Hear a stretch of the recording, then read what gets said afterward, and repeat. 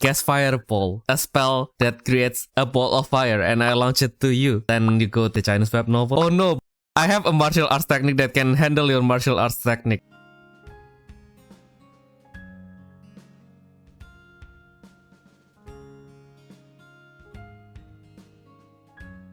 Hello everyone and welcome back to the Refresh Step, where you recover yourself for the main step.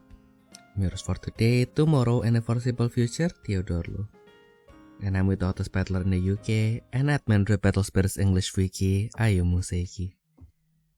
Hello. So yeah, Ayumu, how has your week been going? I think it has been a while since we have like a proper recording schedule, since we have both been really busy like the past few months, I guess. Yeah, I was supposed to have tutoring last night and also tonight, Hmm. and so that's why that's why you say let's do it in the afternoon. So yes, let's do that. Yep. And then last night he told me, you know what, we gotta cancel both sessions because I got a parents' evening. It's like okay. Yep. That checks out. Because I also got my shift today cancelled, so I can take my time to yap a little bit. This is destiny. Exactly. We can play. It means I can yap about more alpha mujikans. Exactly. And I Now, can. you don't want to listen to me yapping Ave Mujika. When I say I'm planning to open a YouTube channel just to analyze Ave Mujika, you know how long that's going to take. Yeah, I guess like some analytical video are not as like time bound as like how we make content for card games, right? So I guess like you should take more time. You have to take more time, yeah. Yeah, I have to take more time. Yeah, especially since like I probably will have to go back to previous episodes, rewatch them to make sure I got things right and stuff like that. Yeah. Speaking of like reviewing anime, I was like at one time I was like in a cafe, and I was like, like thinking about like what other stuff I can make, right? And then I was like, I forgot which anime sparks that idea, but I was like, do I just like rewatch every single Battle Spirits anime and then just, is it worth it to watch this series? Probably not. Also, I am going to be very biased. I actually tried that with Burning Soul. I actually watched like having that idea, you know, rewatching some of the anime and then like try to write about it. And then so we watched like the first 5 episodes of Burning Souls, and then I was like, you know what, I got bored. You're too old for this now. No, it's not about being too old for this. I mean, for God's sake, I literally watched all Wicross. Except for the Diva season, which was pretty boring, not gonna lie. But like it's just because in general, like Battle Spirits, and I think a lot actually no, I'm not gonna try to be general, but Battle Spirits is grasping the attention from the others with the cards, like with the potential cards they have. You know, it's like the kind of things like, ooh, you don't know who's gonna use what cards next episode. Maybe they got a new card. Ooh, you know, that kind of things. But like obviously, you know, it's an old anime, so you already know what cards they're going to use. You know, especially when you finish the whole thing, there isn't even an element of surprise. No, when it comes to like you know, what are they going to use and anything like that. Yeah, especially since Battle Spirits is so it's so like fixated on the format of like, you know, having one battle every episode. You know, it gets very repetitive. Like if they try to use like different decks and different cards, it will be a lot more interesting, but obviously budget wise it's like undoable, so they had to reuse models and everything like that, and that means using the same cards, and that means using the same people. And so like I couldn't handle it after 5 episodes. Like it was too boring for me. But I didn't realize when I was watching that is that like I can understand why people would like Burning Soul so much. Like To be fair, back in the days, we kind of kept arguing that, like the plot isn't really that good and stuff like that. But then, like now I look back, does the plot really matter? Not really. Like, Mm. let's be honest. Because I actually did rewatch the whole Gekihadan and Brave, Mm-mm. which is why I then tried to rewatch Burning Soul. I think it was about the same time. Mm-mm. But then I realized Gekihadan was a lot less interesting than I thought. Mm-mm. Like even like removing the the elements of like not knowing about the new cards and everything like that. Mm-mm. And like even like removing the plot, Mm-mm. we'll say it this way. I mean, obviously there still has to be a plot, but like let's say it's not the focus. Mm-mm. Let's say we only focus on the battles. Yes. It's still pretty damn boring. I'm not gonna lie, especially with Geki Hadan. Like being like just like the second season of the series. Mm-mm. You didn't have a lot of mechanics. Mm-mm. And so like it's a whole lot more repetitive than Mm-mm. even like Burning Soul. Because like, at least in Burning Soul it's like, haha, I have this card. I've seen you using it for the last few episodes. Like, no, but do you know I can actually activate this one additional effect by paying with a soul card. Like Yep. you get that kind of thing. But like with Geki Hada, it's just like I use Clash. Mm. And then I summon this card, which also has Clash. Mm-mm. And then now you have to block. Ah, epic battle scene. Yay. Okay, now attack with Seed Worm. Take your last life. That's literally how the pattern goes. Mm. It's always gonna be Seed Worm, the last guy to finish the game. No, it's Blade because it's cool. Because it's cool, and then it's Blade. Well, I mean Blade just in Blade, but you get no, what I yeah, mean. yeah, yeah. I mean, like, yeah, I think like it's the Lizard Edge for Dan. Oh, something like that. Yeah. Yeah. But like it's always gonna be the same pattern Mm-mm. because they're using the same spirits, Mm-mm. the same cards, and also because they can reuse the frames. Mm-mm. Oh, this episode just gonna be Lizard Edge during the last life again. Okay, yeah, let's copy and paste that scene right here and just like change the person standing there. Yay. They will literally do that. Mm-mm. Like, and I bet that's what they were doing as well. So, Yeah.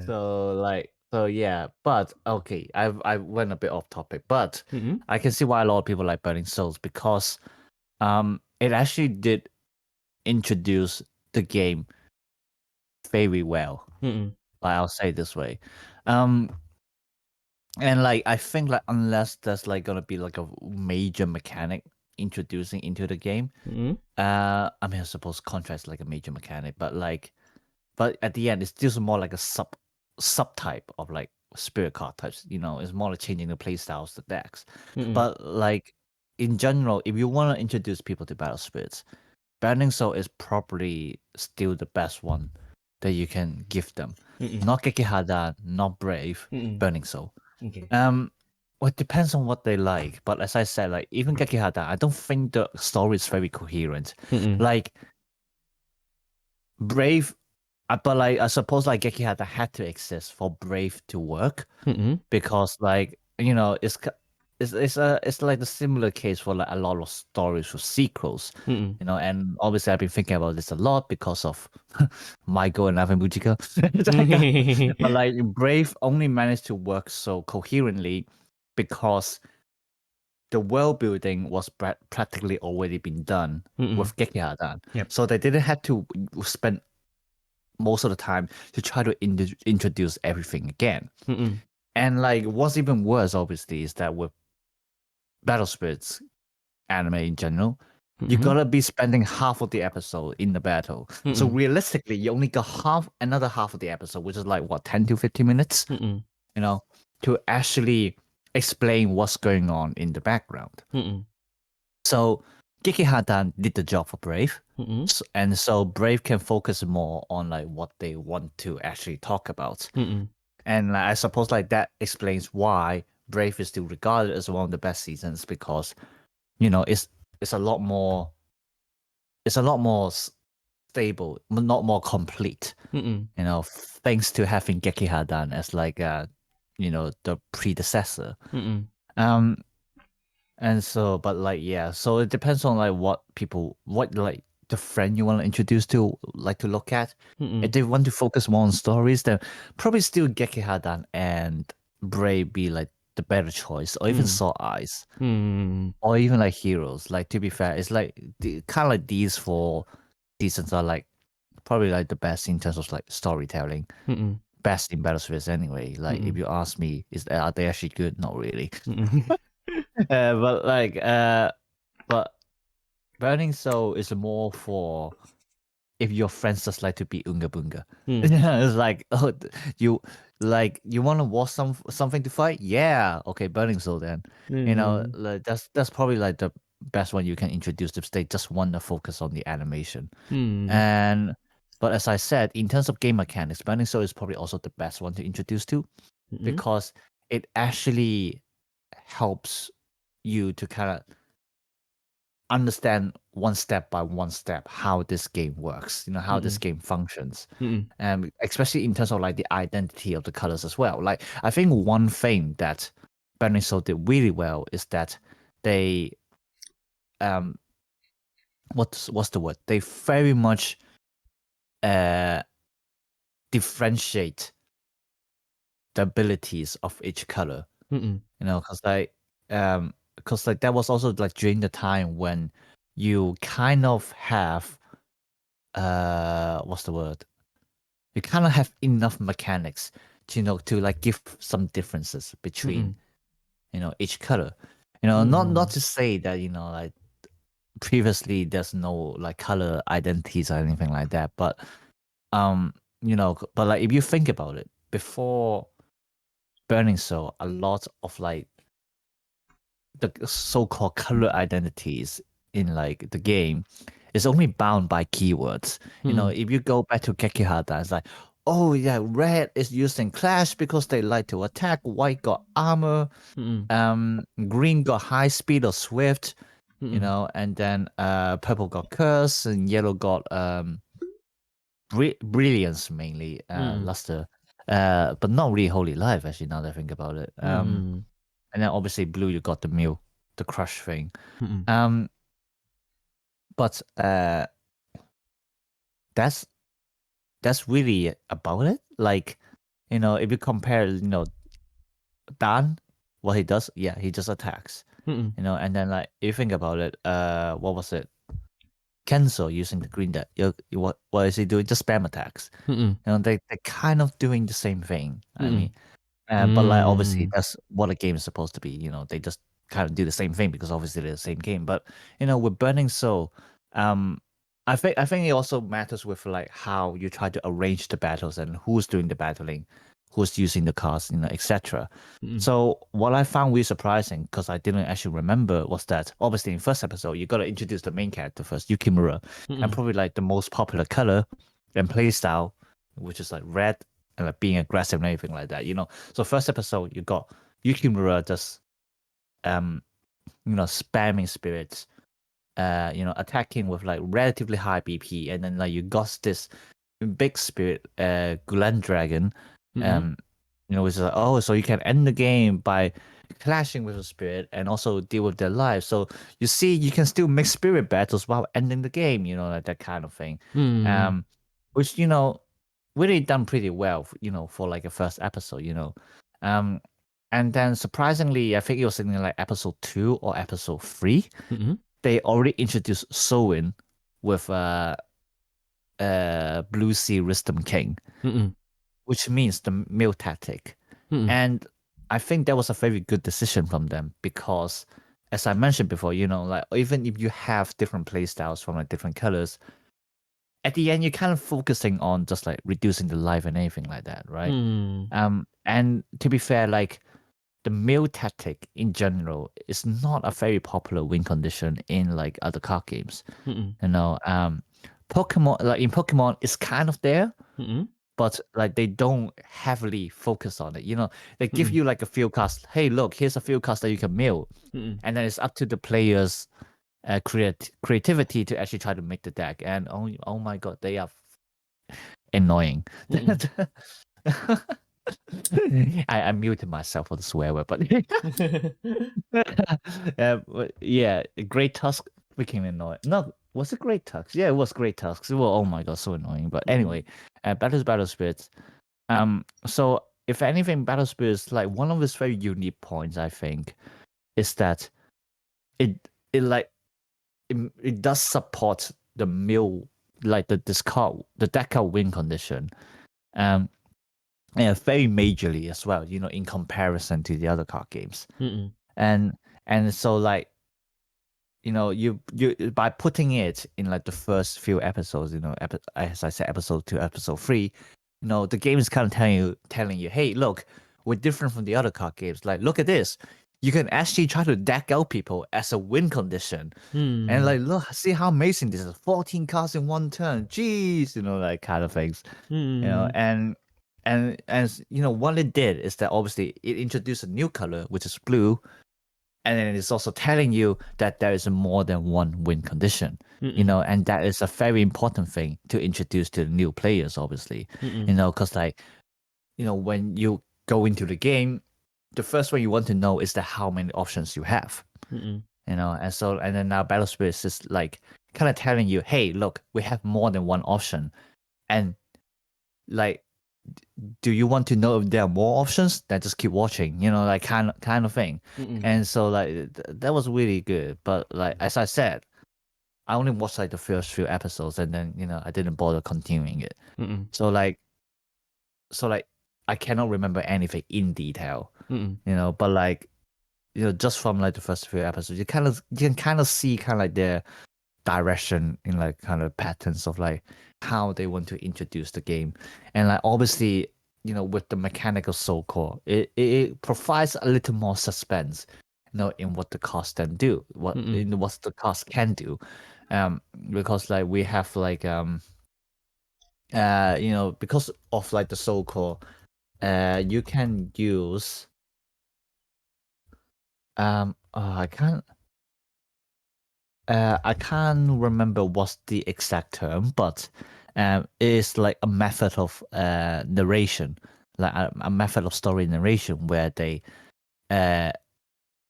deliberately hide something from you until later on to reveal what's going on. And like it's obviously it's a very common pattern in a lot of stories, because they need to put in some suspense. And for example, in like a normal story, they would try to hide some facts or information by having the story in the first person perspective, because obviously when you're in an angle of yourself, you cannot know everything unless someone tells you about it. And that is like one of the easiest way to create I'm just making up the term here, but like what I would call like a narrative blind spot.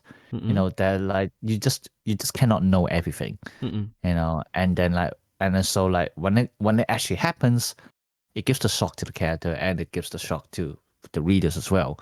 And as I said, Burning Soul is kind of also making use of that pretty heavily with, well, I wouldn't say heavily, but they do try to make use of that with obviously the use of Soul Core, because as I mentioned before, they can be using the same card over and over again, and until one moment they tell you, you know what, actually it has more effects if I use the Soul Core, kind of thing. And that creates a bit more dynamic while saving the budget as well. They can just keep using the same card, but then like it tells you, hey, look, there's still something new about it, kind of thing. So like I find that pretty clever, and I quite like that. And I think another thing with like why people might like Burning Soul is that obviously it's exaggerated, but it does kind of mimic kind of like the mentality of card gamers in real life, I think. Obviously they're using the Sengoku theme, and then they split the characters into groups, and it's kind of like they're waging wars against each other, claiming territories and stuff like that. I mean, obviously in real life people don't do that, but the rivalry between teams is obviously very much a thing in like a lot of competitive card games.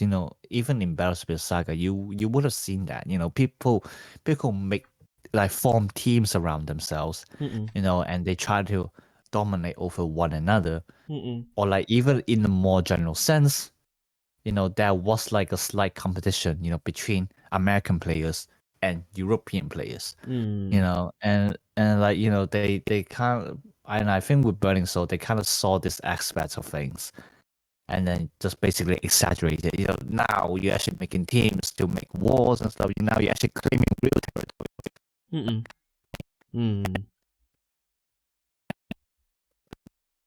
Basically hypes up the viewers a lot more. Like, wow, that actually looks really cool. I wish that can actually happen. That kind of thing. I kind of wish as well. Imagine playing cards the whole day and still earning money and stuff like that. I would do that. What?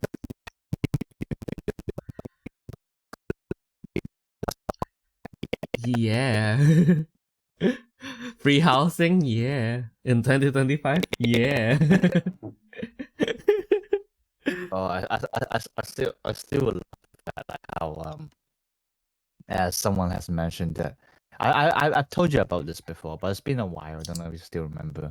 But like basically, in Japan, by law, a person under the age of 16 cannot travel by themselves unless they have someone over 16 accompanying them. Oh, so Yukimura is actually 13. Okay, 13. Yes. And beside him, who was the only other person? Kana. Yeah. And so if you apply the actual law into the world of Burning Soul, it means that Kana is actually at least 16 years old. And I don't know why. I just found the contrast really funny. I see. Okay. Something for people to imagine, I guess. Exactly. Damn, that's that was a way deeper, how to say, like, exposition on Burning Soul than I thought, because I thought like Burning Soul is popular mainly because, well, style was it kind of way look more shonen, so I think like people, especially who grew up with Dragon Ball, Naruto, would probably gravitate towards Burning Soul the most. Oh no, definitely. Yeah, I wasn't trying to be stereotypical, but I would have literally said, "Oh, if your friends like shonen, like Demon Slayer and all those stuff, yeah, Burning Soul is good for them." I mean, to be fair, probably is, but probably. I mean, like, style wise, this just based style wise, by the way. Yeah, but that's the what? The style, based on the style of the anime, because like I think like, because like if they like the style more of like the more, how to say, like fun shonen like One Piece, I think like Heroes World actually like works better, because I think that also Heroes, I think what I like the most about Heroes is just, I mean, like, it's literally it's probably where Battle Spirits is played as a game in a purest sense, because like in all other Battle Spirits, like Battle Spirit is played as some kind of proxy for war, right? Like, if you lose in a Battle Spirits match in every single other series, you basically have to wager something and it's going to be pretty major. In Burning Soul, it's probably not as much because it's mostly like prestige. But like in other games, it's literally like, yep, if I lose, I'm going to lose my spaceship, which is like, it's fucking spaceship. What do you mean you are wagering that if you lose? But like, Hero is like the most purest form of like just doing it for the sport, basically, right? They play, they play like it's playing against each other. They are trying to be better against each other. They are joining a tournament, and then when Hajime, well, it's an old anime, but in case you think it's a spoiler, just keep like probably like a minute ahead. But like when Hajime didn't get into like the world championship, it was like, oh my goodness. That hits a little bit, but yeah. I mean, like, it's true. Yeah, I mean, like, that's kind of like one of the thing that when I like try to play with the idea of like making a card game anime, that's kind of like the direction that I kind of wanted to go to. So how do we make it less into the direction of like the general card game anime, in which like, oh yeah, this card is like it is something that is in the universe, something so mystical, so large that everybody is playing it because it's affecting your whole life, but more into like what Vanguard wanted to do at first, but in the end they just went to the greater things. when like that was so sci-fi. I don't know how to take that. Exactly. I mean, like it's more in. You're telling me the costs are real and they're in another planet, and now they're calling for help. Like what? Yes. Yes. You know what it feels like to me is it's just like they're basically on drugs. Oh yeah. They took some drugs and they're like, oh look, this god is talking to me right now. I can sense the power of my next card. Look, it's a critical checker.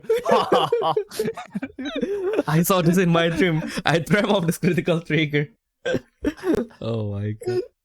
Yeah, it literally feels like they're on drugs. It's so funny. Yeah, I think like one of the ideas that I played with is more into like sports anime, right? Like, yep, just doing it for the sport. We want to be better. We join like a higher tournament, prove ourselves, and then move on with our lives. Pretty much. But of course, like at some point, I just power grab myself because like when I have this idea, sometimes when I am bored, I just try to progress it, and then in the end, it just becomes way too big. And then how do I progress even for? Oh, fuck. In the end, I just went the same way Vanguard that. I can even in the end, even in my own writing, I cannot escape Vanguard. Wait, you trying to write a card game story? Yeah, it's because I did used to make like my own card game. Right? It's not done yet, but yeah, and like so I tried to make a story for that card game, basically. But yeah, at first it was just for the love of the sport, yay. No, it didn't. It just defaults into like some kind of like AI bullshittery sci-fi series. It's yeah, I suppose we kind of had to go to that direction, but I think to be fair, especially since if you're doing in written form, like I always told this to like the other people who like kind of want to write stories for card games in general, but obviously mostly like Battle Spirits fanfics and stuff like that. Like I would say is that don't think about the gameplay. You will not be able to write about that. Let's be honest. And even if you do, it's gonna be boring as it's gonna be boring as hell.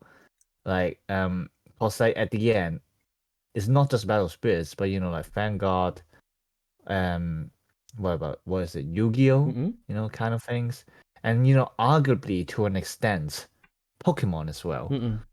Like you gotta remember, like what they catch the attention with people for people is their animation.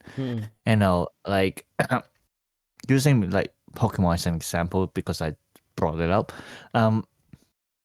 Obviously the anime isn't like directly linked to the trading card game, but you gotta admit, like because part of the people play the Pokemon card game is because they kind of imagine themselves, to be actually directing a Pokemon, and fighting it in battle. They're imagining, the battle scene in a sense, and that's the same, with all the other card game animes, Yu-Gi-Oh, Vanguard, Battle Spirits. It works because they're displaying a visual image to help you to better imagine, to immerse yourself into like the same kind of gameplay as well. So when you try to move all that to like a written form, it just doesn't work. Like either you have to be extensively, literally writing about each spirit battle, which by that point your reader will probably already forget what's actually happening with the whole game in general. Or you just kind of had to skim through it and do the boring thing, lizard edge attacks, and then opposing Yggdrasil blocks, lizard edge destroyed. Okay, now move on to the next attack, kind of thing. Which obviously is like freaking boring. And not interesting to read as well. So depending on like your intentions, I think the best way to do it is to write about the lore of the game, you know, rather than trying to write the card game itself. And like it's I kind of always repeat this as like the broken radio, but like I think probably the best example is Wicross, because card game is still a big element in the anime, but they're not fixated on like the pattern of like, you know, one battle every episode, you know, things like that. But instead they simply put the idea of Wicross the card game as like the central point of the story, and then build everything around it. You know, so basically the story goes, you know, a card game exists like this, but you know, if you get involved in it, you're basically in a Hunger Game. Well, last man standing kind of thing. And now if you don't want to die, you have to like try to battle other people and then survive. You know, kind of stuff. And and then while they were doing that, they could have, you know, put in like card game battles and everything like that, and they kind of did, but like that's still not the main focus. It's more like they give you a few scenes just to like get through, you know, like this stuff happened, you know, this battle has happened, kind of thing. But like at the end, what the whole anime focuses on is like the characters themselves, you know, what they're going through, you know, how they're surviving, kind of stuff. But like instead of like focusing on what's happening in the card game battle, if that makes sense. And like, and kind of like these are like probably like two directions that you can try to go for if you try to like write a story about whatever card game you want. But obviously when it comes to fan fiction, most people probably won't take my suggestions, because you know what they want to do is like, oh, I imagine this whole kind of anime thing myself and I want to write out about it. And you know what, go ahead. You know, it's your freedom, and I'm not stopping you from doing that. It's just like, but it's just like here's a warning from me, is that they will not be interesting. Like I've seen a lot of people trying to make that work, and they didn't make it work. So you know, I just don't think it's a good idea. I mean, obviously you can keep trying, and you eventually find like a formula to make it work. Well, good for you. You know, but is it worth the time? I don't think so. Fair enough. That's like, I think the way you describe it is that's like how people describe like the Chinese web novel, right? Like if there's a battle, it's like, oh wait, it's not actually like Chinese web. Is it Chinese web novel or is it the Japanese web novel?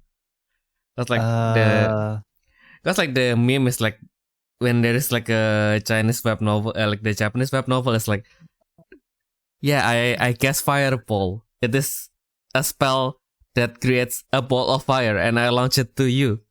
But then you go to like the Chinese web novel, and then it's, yeah. So I have this martial arts technique.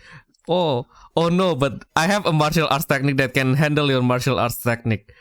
Oh, that is cool. But I have a martial art that can handle your martial arts, that can handle my martial arts, and then like it just goes on and on and on and on and on until like whoever like the author wants to win. Yeah, it's a bit different. But first of all, I think like this meme exists. I mean, it's been a while since I read any like kind of martial art novels, to be fair. But this meme exists because there is like this misinterpretation that like Chinese martial arts skills, you know, that naming pattern is like very long. You know, because you know, like one sword skills are like what, like 100 snakes heads, water sword shooting, you know, kind of thing. You know, but that's only because it's untranslatable. That's all I would say. So like you can imagine, you can think of it this way. In Chinese, the skill is actually only 4 syllables. You only need to make 4 sounds to pronounce the name of that skill. But the Chinese language is like so condensed in every word that they can shorten, this whole English phrase into 4 words. Yeah. So like that's why a lot of times actually, this actually applies to battle spirits as well. Like best example, Burst War. Oh yeah. Take cohesion. Yeah. So like Burst War is exactly the example I'm trying to talk about. Like in Japanese, it's basically 4 sounds. Well, technically more sounds, but if you think about the stress syllables, then it's only 4. Jakyo Kyojin. Yeah, take cohesion. But it's very hard to translate into English. Like Burst War is already a relatively easy one, which you got it in Saga. Absolute Ice Shield. That's literally what it means. Like Absolute Ice Shield is not even a translation. It's more like a transliteration. But in the original game, they didn't bother translating all that, so they just call it, you know what? It's a war magic. It's a burst. Yes. It's the Burst War. Yes. Genius. But like probably like the better example is Burst Draw actually. Because like Burst Draw is a lot harder to try to translate, which is also why in Saga they kind of gave it just call it Star Blast Draw and use a different art. Yes. But because like in the Japanese name is called Soyoguranbu, which is, if I'm not wrong, what was it? Soyokurambu. Yeah. So it means something like the ferocious stance of twin wings. Like something like that.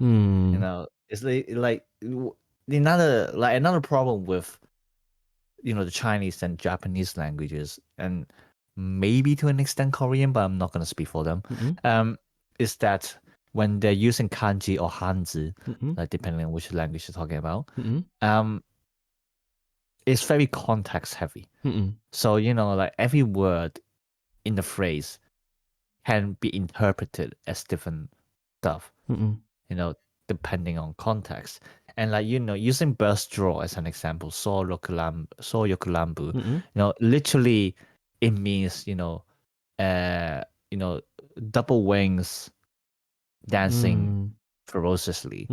But obviously the interpretation is that because of drawing 2, that's why it has 2 wings, that kind of thing. Like there's like a sense of metaphor, like some puns in there, and that's kind of like the beauty of like both languages. But yeah, that's basically my point. And like it really like gave us a big headache when like we were trying to translate the supremacy cards as well. Because like for example, Bloodshed Blade, obviously we translated that way, actually means the ice blade dissolving blood. Something like that. But obviously, if you put it that way, it's not very fun, right? Yes. Imagine you try to cast a card and you could say, the ice blade dissolving blood. It does not sound very fun. And it sounds very long. Yes. And when the name is long, it's not fun. Unless it's extremely long, like the Eva 8 card. We don't talk about that. But like, so like when we were probably a good chance to share, but like when we were translating the supremacy cards, our mindset is that they were designed, the name is designed to be like a skill to be used in battle.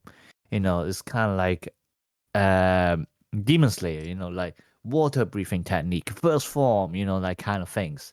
It's supposed to be something to be pronounced verbally while you're in a battle. So of course you want it to be short. And you want it to sound cool as well, obviously. And so like these are like kind of the elements that we considered when we were translating the cards. And so like back to Bloodshed Blade as an example, we decided to omit the meaning of ice because it's already interpreted in the art. It's the ice hero mid-rock. And that should be enough to kind of represent the meaning of ice in the card. So like when it comes to like the supremacy cards, we decided that like we can like try to omit some of the meanings in the name. But like there are still some other ones that like more like literal and much more easier to translate. For example, the red supremacy. The Japanese says Kuga Itsen. And to be fair, it's not even a proper term. Like all the supremacy cards, they're not like terms in dictionary or anything like that. So, and then again, because the language is very context heavy, it's really up to your own interpretation. So with Kuga Itsen, literally you can interpret it as like fangs that are so quick that you couldn't see it. That kind of what it's trying to mean. Is obviously like the kuga in there, which like which literally means the fangs, but it can also mean blades, like in a metaphorical sense. So there are a lot of meanings that you can try to interpret there. But like I think the basic gist is that it's supposed to be a very quick action, a very quick blade, a very quick bite, really. And so we decided to make it more literal and just call it flashing fang. Which I probably like makes the word a bit better. Actually, and I realized it. Another thing is that like when we were translating half the supremacy cards. So basically, with the supremacy cards, there are 6 of them, and 3 of them are named in the pattern of 4 kanji characters, and the other 3 are named with English words in katakana. So the ones in English words are chivalry slash. Actually, no, sorry, only 2 of them. They're chivalry slash and gift of denial. Like this is literally how they're called on the card, and using katakana, and like so those are very easy to translate. The other 4 are bloodstep blade, flashing fang, wind wolf, and sowing supremacy. And if you've been studying English literature, you might have already noticed what we were doing there, and which is alliteration. And so just to explain to those people who didn't listen in their English classes, alliteration basically means when 2 words who are close to each other has the same letter or sound, at the beginning. So for again, bloodshed blade, both the words start with the B sound. Flashing fang, both the words start with the F sound, and something like that. And that was actually my idea, and because I think making the words sounds more similar, also make it sound better, which again is supposed to be the whole premise of what we're trying to do anyway. Supposed to be flashy, it's supposed to be short. So you're supposed to read it out, so we try to make it sound nice, basically. But battle spirits cards are pretty easy to translate, but if you go back to like the martial arts stuff, the thing with them is that like, as the meme has also kind of implied, a lot of these skills have like a very deep background, in like how they achieve it, why they're using such a skill, in what situation would they use this kind of skill, what kind of effects it has. There are a lot of like meanings, interpretations, relations, behind each of the skill. And so I believe like when you're trying to translate the martial art novel, you cannot just like easily just like throw in a few words just because it sounds nice, like like we did with supremacy. Like I admit we kind of being a little bit casual on it, but it is what it is. It's not even official, so like Mm-mm. it's not like, let's be honest, it's not like anyone's really going to care. Exactly. What we also really care Mm-mm. is if like if the card names will affect the effects of the game, because obviously archetype and everything like that. But like, besides that, we don't really care. Yeah. And rightfully so, we don't really have the time and effort to care so much about it anyway. But obviously with like martial arts novels and stuff like that, when you translate it, it's official. So you cannot be so casual about it. So that's why I think most of the time people just transliterate it instead. They basically sacrifice the elements of, it's like quote unquote, it's supposed to sound cool when you say it out, kind of thing. And then like just transliterate it for an easier and better understanding to the reader. Because at the end, it's a novel. You're supposed to read it. You're not really supposed to say it out loud. So they kind of sacrifice that part, that idea, and just to make it more understandable, which is, reasonable, I would say. And then when it comes to Japanese novels, I cannot say anything about them really. But if we use recent light novels as examples, then there is one thing that is made easier for the translators, is that because in terms of light novels, I can't say for everything, obviously. In terms of light novels, what's the word? They like to write on a Western fantasy setting. And so when it comes to names of any shots, not just like skills or like techniques and stuff like that, but like just like anything in general, they like to use English words.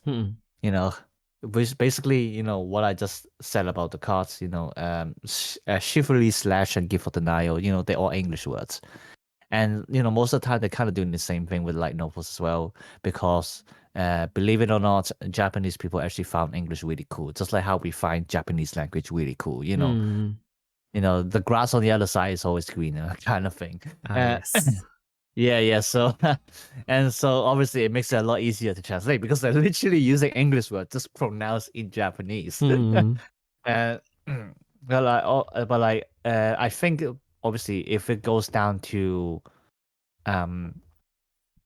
more like Japanese style, for example, Demon Slayer actually, then it kind of sometimes it does have the same problem with what I just said about like the martial arts techniques and everything like that. Demon Slayer kind of turned out to not be too big of a problem because like the way they try to what's the word? The way they try to pattern-nize the names of the effects are just very long in general. Like, if we go back to like water breathing, for example, in Japanese, it's a lot of sounds, it's a lot of words. Mitsu no kokyu, ichi no kata, mina mo sari, mina mo giri, sorry. But like you can see it, like even in Japanese, they're saying a lot of words. And so like it like the contrast didn't feel that big, when it being translated into English because, it's kind of still like the same length. They're still kind of saying, kind of making the same sounds kind of thing. But yeah, I do understand where the meme is coming from, and I do find it quite funny sometimes, like especially when I'm also like sometimes reading like translated stories, and then they just try to translate the skill name, and it's like it was supposed to be 4 sounds, and then they just like make it into like 7 long words or something like that. Like, that's actually really funny. Like imagine the guy trying to say all those words, it would be hilarious. Oh yeah, actually, how do you get to talking about martial arts and stuff? God damn it! Yeah, I think like it's because we were talking about like how we want to describe attacks like if we do like write about card games, right? Right. Yeah. In terms of like, so like back to the meme for a bit, because like I know that that's another part that like they like to laugh about. Not necessarily a bad thing, just to make a disclaimer. Just like objectively saying. Obviously the other part is that how like the backstories of like the Chinese martial novels are like so simple, and then the Japanese ones is like like a whole Bible thick, kind of thing. Yes. I actually cannot remember how most story goes, but yeah, but I think it's kind of realistic, I guess. I think at the end it still depends on each individual author, really, what kind of stories they want to write, kind of thing. Because like on the opposite end as well, not just Chinese or Japanese novels, but like, just like any kind of stories in general, you can have very easy backstories or you can have very complicated ones. It all fully depends on what the authors want to do. So that part of the joke, I do not necessarily agree, not gonna lie. If anything, I think most of the time it's more of they just omitted some background context just to focus on the current story, because I mean it's been a while, so I cannot remember very much, but take like Journey to the West as an example. It's not really a martial art novel, but it's really the most concrete Chinese novel I can remember at the moment.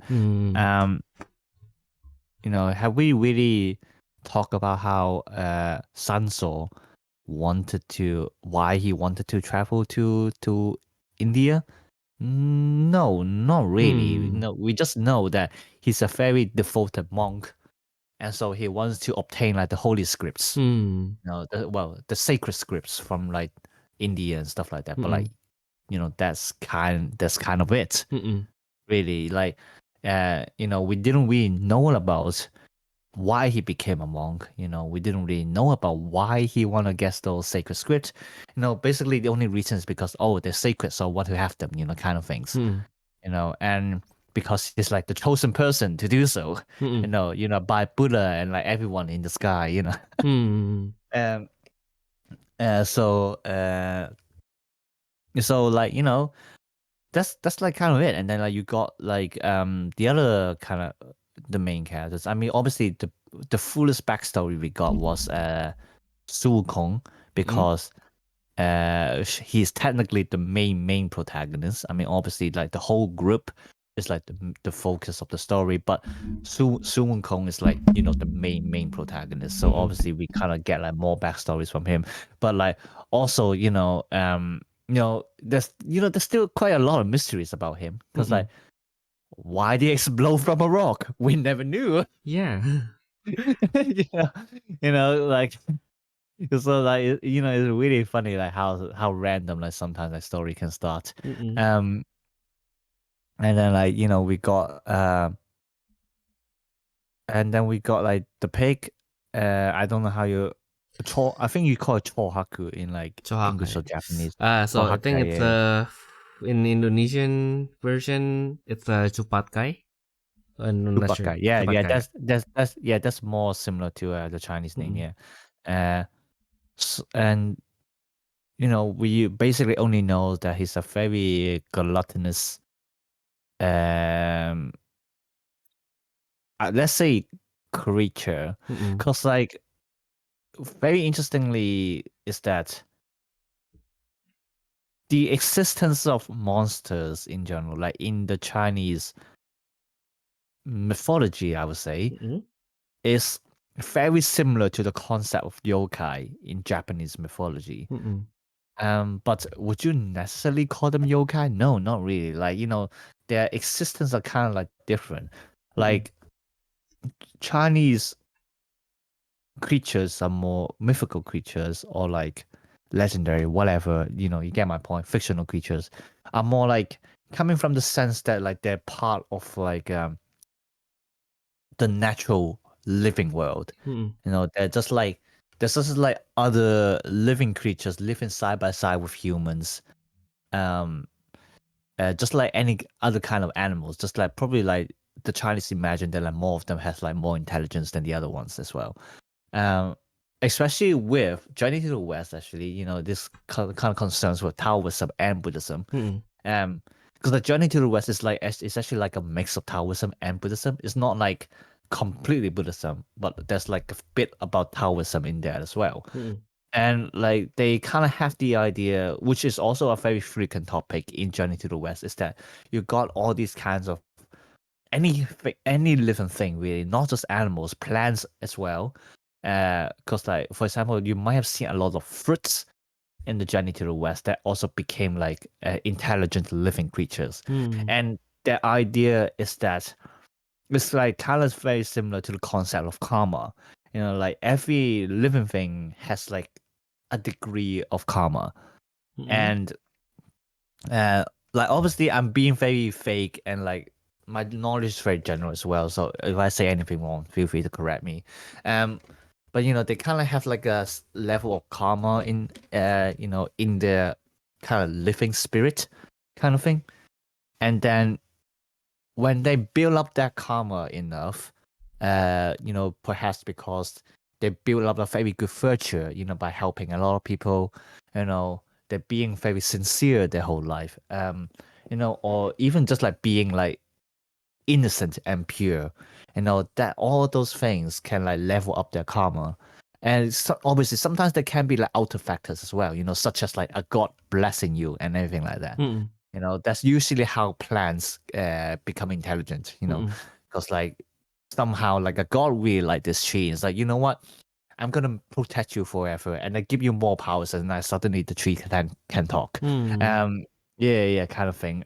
But when it comes to animals and also humans, well, humans are animals, but you get what I mean.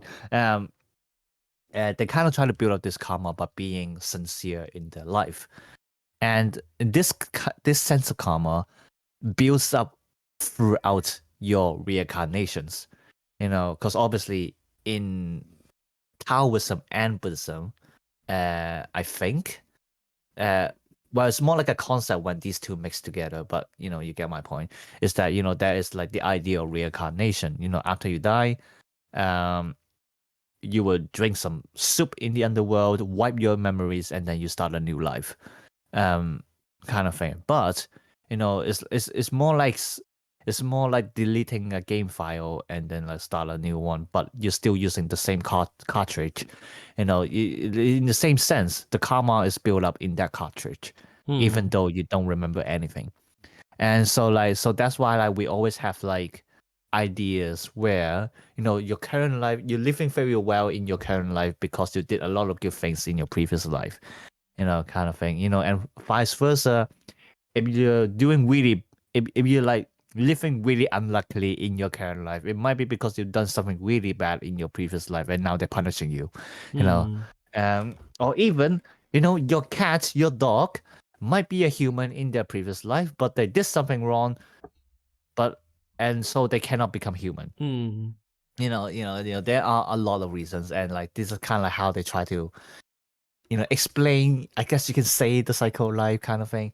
But yes, you can build up this like kind of this karma, this level of karma, and then eventually, you know, especially with animals, they can become a humanoid. I'll say it this way, because like a lot of times, especially in stories,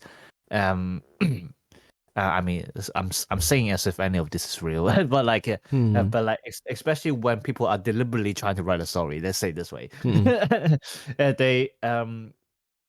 they also want to preserve, you know, the animal aspect, the animalistic aspect of these characters, you know, so that there's a more variety, you know. So a lot of these animals, when they build up enough karma, they don't just become human, but it's more like they can shapeshift into human, and then they also gain the intelligence of a human, you know, like that kind of thing.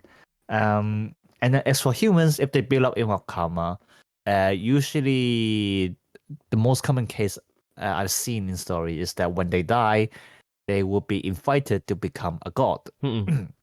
something like that. And actually, currently a lot of the Chinese gods that we're worshipping are like, it came from like these examples. The best one I can think of is you probably also have heard of it before, 土地公.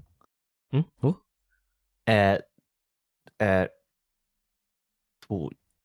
Law of the land, 土地公. Yeah, no, I'm not familiar with them. You're not familiar with them because I thought he might appear in like somewhere in Indonesia as well. Yeah. Not yeah, as, so like yeah, not as much. I think like for us, people who are like now referred as something like a deity is probably the Admiral Chang He. Because he's kind of like a multicultural figure in Indonesia, because he's respected by both like the Chinese community, and also because he's spreading like Islam in Indonesia, right? Yeah. So like one of the examples is what we call 土地公. I like my pronunciation is really off because I'm speaking English right now, so I'm using like an English accent. But like basically it means Lord of the land, and they're basically deities who protect the geographical locations of like where they are. And very interestingly, the Lord of the land is not a single person. It's actually actually a title. I thought it was like kind of like a specific figure. Yeah, no, it's not a specific figure. It's a title granted to the people who gain the ability to protect these lands. So like it's basically my example. So for example, you die, you go to, let's say you ascend to the sky. We don't really call it the heaven. Actually, no. It's more like you go down to the underworld, something like that. It's like there are quite a bit of versions. I'm kind of starting to mix them up. Like Chinese folk religion is very complicated. Like, I can tell you that. Well, let's just say we go down to the underworld, and then you see like the law of the underworld, stuff like that. And then they would like try to judge you by like seeing like how well you've done in your life and also your previous lives. Because like, as I said, the karma is like points that you build up to become better. And then at one point they might say, you know what? Actually, you have the ability to try to become one of our small deities. Do you want to do that? It's kind of recruiting you to to that job position. Do you want to do that instead of trying to reincarnate in another life? And then if you say yes, then you become one of the deities that being worshipped by people. And the Lord of the land is one of them. So your purpose, is literally to protect those lands, and as a deity. And very interestingly, sometimes and like obviously, as I said, there are a lot of stories going a lot of stories, a lot of versions trying to explain kind of this system. And one idea is that the law of the land are actually people who wants to build up their karma. So it's not that they build up enough karma and then they become the law of the lands. It's that they're doing this to build up their karmas. So it's like taking a job to gain more money, but in this case, it's gaining more karma, and then you can successfully reincarnate into a better life. So like we have a lot of like basically ghost stories. A lot of these like mythological stuff kind of relates to like ghost stories and stuff like that. But like we always have a lot of very heartwarming ghost stories. Like for example, like how I'll speak about this from like a first person perspective. So the story goes something like this. When I was young, I used to be able to like see two other people in the household, and I just call them uncle and auntie, because I know they're not my parents, but there's someone who hangs around the house quite a lot and seems to be really friendly as well. So I thought they're like the friends of my parents. But every time I talk to my parents, and they just said, oh no, we don't have uncle and auntie in the house. What are you talking about? But it's okay. I can still see them, so I always play with them, and they like me as well. We like each other, kind of thing. And one night, while I was sleeping, I don't know how, but like, uncle came to my room and then tried to wake me up. He doesn't usually do that, but like, he tried to wake me up in the middle of the night, and then like, told me to ask my dad to grab some water downstairs. I don't know why he would want me to do that, but I did as he told anyway. So I got my dad waking up and goes down to the ground floor, and then dad realized the gas is leaking, and so and so he turned off the gas and stuff like that, and then like crisis averted, you know. And then starting from that day onward, I couldn't see uncle again, but auntie was still around, kind of thing. And so you got this kind of stories, and at the end, why did uncle disappear? It's because he managed to save the family, and so like so it's like it's a massive karma build up, because he literally saved the lives of like 3 people, and then so like he finally built up enough karma, and now he can reincarnate into a better life, and so he disappeared, and he kind of dropped the position of being the lord of the land, and just proceed onto the next life. We got a lot of these really heartwarming stories, and while it's being a little bit repetitive, I still quite like them. It's kind of, it's like it's always like kind of like attempts of like a reminder, to people that obviously not all humans are bad, and at the same time also like not all spirits are bad. It's kind of like a reminder to people, like, don't just be so it's pretty funny, because like obviously in like I think like in Western culture, everyone just kind of see spirits, ghosts, as like a really bad thing. You see them, you run, that kind of thing. But like in the Chinese culture and the Japanese culture as well, actually, a lot of times sometimes it's also about accepting them, into your life. Obviously it's not necessarily telling you to, to mingle with them, to be very good friends with them, but like it's more like a reminder to you that like, they were also once humans, they were also once people with thoughts, with lives, and when they're there for a reason, if they're friendly, sure, just if they want to hang out, just hang out with them for a bit. You don't have to do anything specifically. Obviously, and then like if they're like angry or sad or anything like that, and then like it depends on like their interactions, But one idea with the Chinese culture is also that you do not get involved into what you're not supposed to do, and like this also applies with the mythology, because with like the concept of karma, there is also the concept of like revenge, and so for example, in your previous life you were like a murderer, and then you kill a whole family or something like that, and now like one of the victims was like hold a really huge grudge against you, and then so like because like obviously you're in the wrong here, and so like the victim has the right to literally ruin your life in your next life.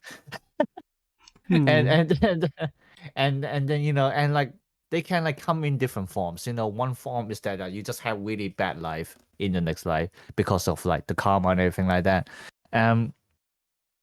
But another way is that these victims remain as a spirit, and then they literally try to ruin you, by, for example, putting you in a car crash, stuff like that. And like and like the thing is, because of what you did, no one is going to stop them, not even the law of the underworld, because he literally allowed that, because it's like a balance of like, it's a balance of karma and like stuff like that. And so like when it comes to these cases, like that's the idea that like obviously if you weren't aware of like it's like doing of spirit, and you only saw like it being a car accident, now obviously you go to help them.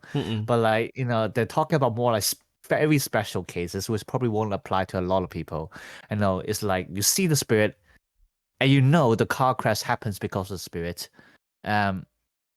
you do not try to get yourself involved. Because like they basically see as like the law of nature, it's supposed to happen, so you do not try to stop that, no matter how sad it is. And kind of thing. There are lots of very like complicated. Like, now that I'm talking about it, there are lots of very small and complicated rules in like the Chinese folklore and like Chinese mythology kind of thing. It's just like always like it's a very fascinating topic for me, I would say. And I actually did a little bit of research back in university. Because I decided to write my creative writing on the Chinese folklore.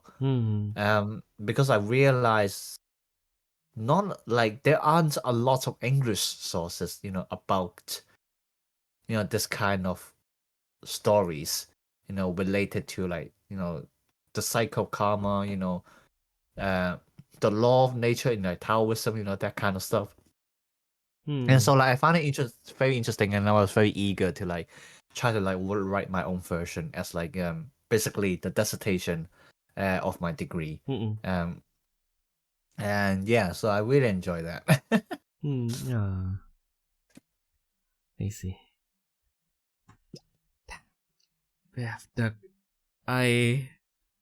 Yeah, I posted a meme and it becomes a really deep dive into the culture.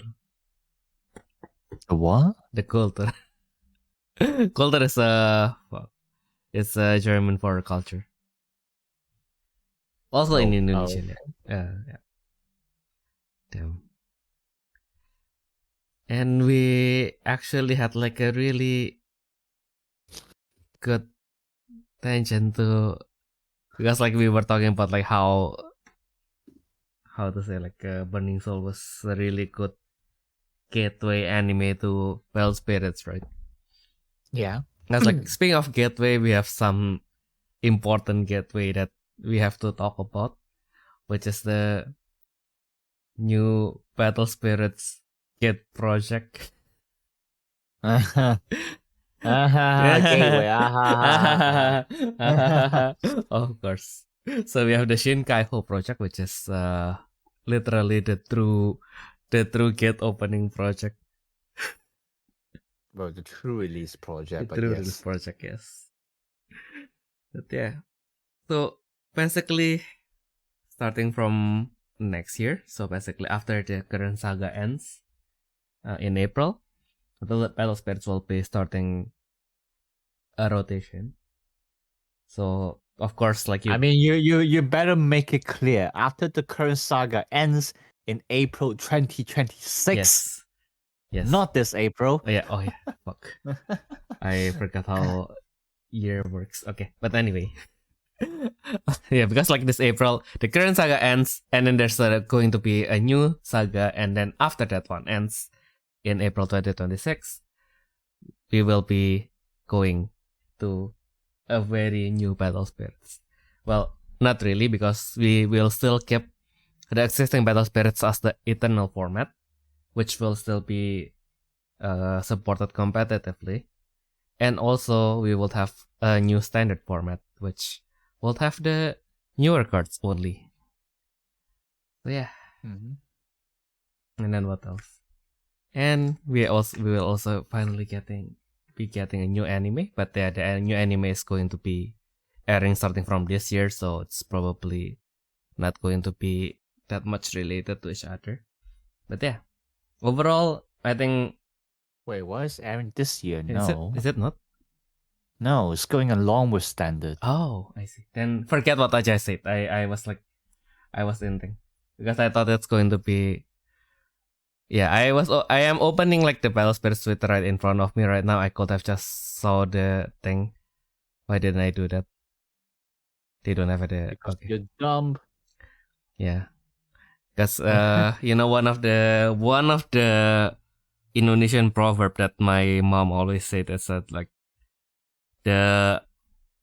you wouldn't see an elephant right in front of your eyes, but you will be able to see the ants like on an island, like across the sea. It's like it's harder to see something that is more obvious sometimes. But yeah, then it's going to be part of the Shinkaiho project as well. So the anime will be starting from next year. Yep. Yeah, actually already put all my what I wanted to say in a mind map that I wanted to turn into a script. Hopefully going to be real thing next week. But yeah, now that I put everything into the mind map, it all have left my mind. So let's read it a little bit. But yeah, basically, I think the reasoning is mostly just to make the game way simpler. So it's going to be a much better entry for people who are like who wanted to start Battle Spirits, because I think like up to this point we have way too many mechanics. There's so many things to catch up. So it is a little bit hard to kind of like also explain like, yeah, so this is Battle Spirits, because like the last Asia Championship, it was a very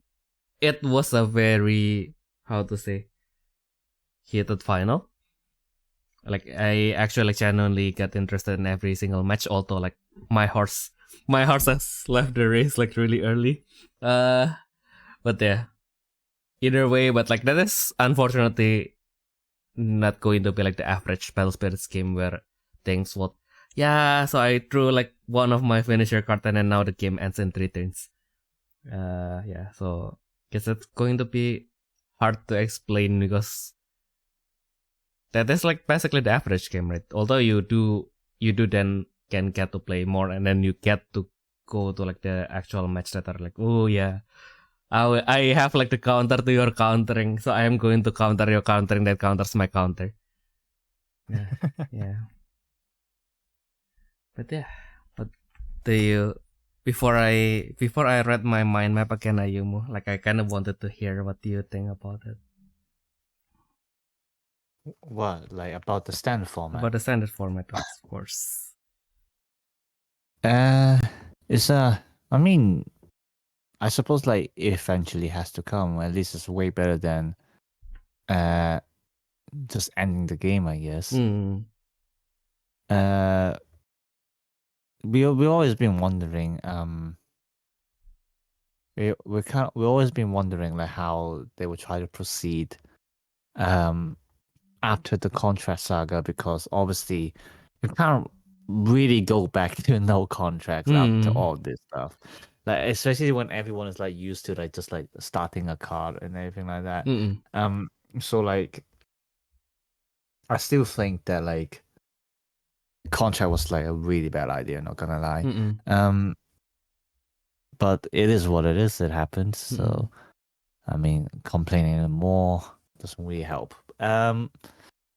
But so yeah, so they decided, we ran out of ideas.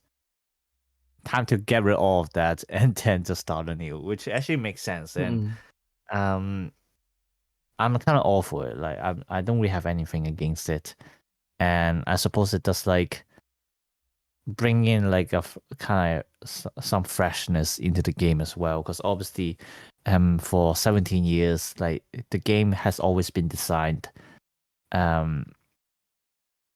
with like previous cards in mind, and so like everything has to be really careful or something just gonna break again. Obviously, like especially when it first announced, a lot of people say, "Hey, isn't that just like the same as like block icons? What's the difference in there?" The difference is actually in the idea of card design. Because as I just said, right now, because there's only one format, everything has to be designed with previous cards in mind. So like there will be, so when you're building it, eventually there will be more and more limitations. Until you get to the point where you just cannot make any new things, which is, I suppose, this is the point for them. So by introducing standard format and also rotation, I'll talk about that later. You're basically breaking yourself away from the shackles, and then just like design new cards disregarding any of like whatever happened previously. And like that's a really good thing. It's basically like a soft reboot. And then some people have been arguing, yeah, okay, so you got a soft reboot. Why do you need a rotation? Fucking hate rotation. Everyone hates rotation, kind of thing. Because they don't want to repeat the same thing. Cause especially since when they already use so much ideas for the last 17 years, after they do a soft reboot, like, what do you expect them to do? Just introduce the same mechanics again? Just to be more balanced. I suppose they can do that, but it doesn't sound very interesting, does it? So, by introducing a rotation, it also means, so like, I'll say it this way, if we do like a standard format without a rotation, and then like, say the game lasts another 17 years, like, I don't think it will, but let's say do it this way, or maybe even shorter, to be fair, because obviously, you got a lot more limitations even after soft reboot. You get to the point where you cannot think of any good new stuff again. You just have to do another reboot. And the thing is, like, obviously we've seen Battle Spirits lasting for 17 years, so most likely, even if they only do soft reboot, it might still last very long until they need to do another one, unlike Vanguard, with Fiera and Diera. But we never know, because like, we don't know what factors there might be that can like cause the game to like go into the wrong direction, and then like eventually you realize, oh, I cannot fix this, we have to do another reboot, kind of thing. So introducing rotation is more like a preemptive measure, I would say, to make sure that, like, this case won't happen. Because obviously, I think it's much better, if you tell the players now, that's like, okay, you know what, we're gonna have a rotation, so expect for that. Instead of like just like trying to prolong the game, and then like, at the point you just suddenly tell the people, just like, sorry, we cannot continue with this game, we need to do another reboot. Which one would be better accepted?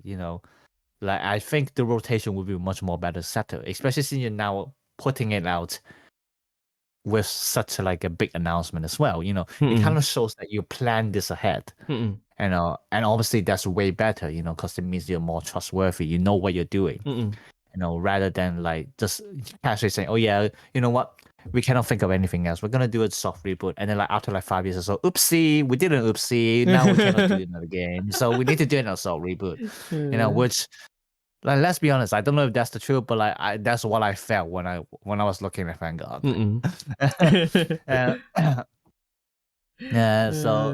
So like, yeah, like, I can understand like people's frustrations of like the rotation, because it kind of feels like they're being forced to, make new decks and stuff like that, or like their old decks cannot come back anymore. But there are two things to remember. First of all, at least at the moment, Battlesphere is saying that, you know what, we're still going to support the Eternal format. It's not like Pokemon where like, we're just gonna focus completely on standard format and then disregard everything else before it. Because like, yeah, we do not have any official expanded events for Pokemon, which is very sad. But also like a little quite reasonable, I would say, especially when we're literally doing 2 extra turns on your first turn going first. Let's not do that. So like, for Pokemon, a lot of the things are pretty unfixable, let's be honest. So it kind of makes sense why they don't want to touch upon it. But like, it seems like with Battle Spirits, they have like the mindset of like maintaining both formats. So you won't really get like the fear of, just like having your old deck being out of rotation and never seen again. Because you can always just like try to use it again in the Eternal format. How well they're going to do it, that will completely depend on them. But at the very least, you have that choice. the second thing is that, as I said, a lot of people don't like it because it feels like they're being forced to make new decks. But like, let's be honest, even if we don't have standard right now, you still buy new cards every month, aren't you? Exactly. Why wouldn't you want to play with the new toy? Well, not always, but I mean, like at some point you will want to, right? Yeah, not always, but at some point you're going to be buying new cards, and let's say the rotation happens once every 3 years. Well, to be fair, technically once every. Technically, I'm talking like more like Pokemon, where like a set of cards can be used for 3 years in standard. I'll say it this way. And are you telling me that you literally bought nothing new in 3 years? I doubt. Exactly. At some point you will. Yeah. I mean, like you think about it yourself. In the past, let's just say in the past 3 years, you obviously you got a deck, and you want to keep using it, but there are still more tech cards that you have to buy. And like at the end, you might the amounts that you spend over the 3 years for just like what you call tech cards. Most likely equals to the amounts of building a new deck anyway. So when you think about it this way, switching a deck every 3 years really isn't that bad. I mean, and also like at the end, like Battle Spirits is not like, well, to be fair, I think like most card games in general, they don't really allow you to be using the same deck over and over again anyway. Like, first of all, they don't want you to do that because obviously they need to sell the new cards. And second of all, the power creep just simply disallow you from doing that. Because there are very, very few exceptions. I mean, there are exceptions, but there are very few of them. And like, you shouldn't really take them into account as examples or whatever, because obviously in terms of gameplay, they are all very different. The marketing strategy, very different. The card design, obviously also very different. Because like the one I'm thinking is definitely Wise Swords. And probably in the future, Union Arena might be one of these cases as well. Where like you can buy a deck and you can use like for like 7 years, 10 years, literally. But like you gotta remember, like Wise Sword is also like a very simple game, and on the contrary to most card games, I feel like with Wise Swords they are deliberately making the power creep consistent. Because like at the end, the main point of Wise Sword is that you get to play your favorite characters in whatever anime, and they know that not every anime is going to get a constant support. I mean, like, do you remember the last time you see a Gurren Lagann card? Like, no, right? So they know like these cards will go out sooner or later, and so they make the game consistent so that you can still use them. That's their whole point.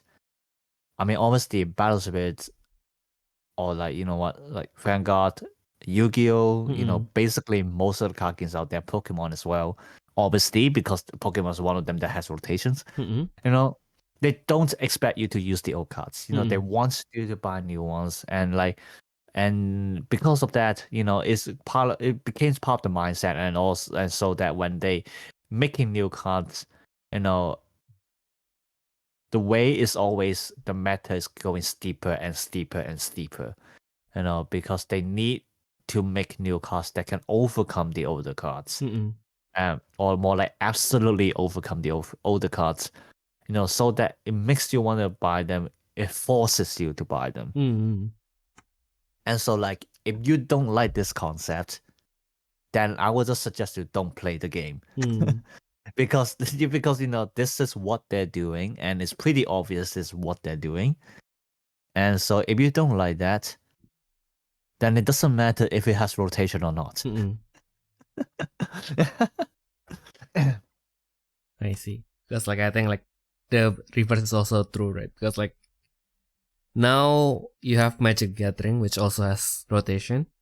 But now that the players like are more sympathetic, I'll say, towards like the Eternal format, which is they have like multiple Eternal formats, by the way.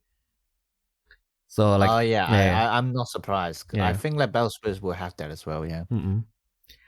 But yeah, the kind of like the point is now that they know that people prefers like playing the Eternal formats in Magic Gathering. Like even the newer cards, they always like, yep.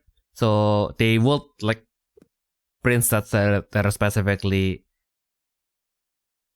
usable for a commander, right? So like, yep. So even these cards, they are new, but you cannot use it in standard. You can only use them in commander. Yeah, that is going to be. We are going to have to see, like, because like in the end, like we know that these changes is also like politically unavoidable, because currently like lots of other most of other Bandai games also are like applying the rotation. I heard Digimon also has one. The One Piece. Digimon has one. I know One Piece has one. Yeah, One Piece has one. Digimon, I heard it has one, but I read it from my friend's comments, so I'm not sure. But I know One Piece has one. So yeah, I guess it's kind of One Piece. One Piece a little bit shocking. It's like, do you really need a rotation that quickly? And like the fact that you actually need that just proves how broken your meta is. I don't know. Maybe it's also because it can also kind of like works with One Piece, because I mean like business wise it's kind of like similar to Pokemon, right? Because they kind of relies on character, and they kind of have to pretty much like have like the same character like appearing again and again, right? So like I guess the rotation kind of makes sense in a way, but we will see how it will work for One Piece. But I guess that's kind of like, that's probably just a company-wide change. So that, okay, so now One Piece has rotation, Digimon has rotation, so let's see if it also works with Battle Spirits. But same with Magic Gathering, maybe if in the end like Eternal format is more popular, and maybe they will just fall back and yep, fuck the rotation. This is going to be a side format. We are going to print everything for Eternal, pretty much. But I mean like, personally, for me, because I am pretty much like, how to say, kind of like father. I don't want to sound more important than I actually am, but because I am basically like helping the community, like an overseas community, right? Like in Indonesia, like because of simply by the fact that they would be supporting like both tournaments competitively, it's already a positive for me, because that means in Indonesia, because like the thing about the Japanese finals, right? Like the Asia finals, is that you will have like 32 players. Half of them is going to be from Japan. More than half of them is probably going to be from Japan.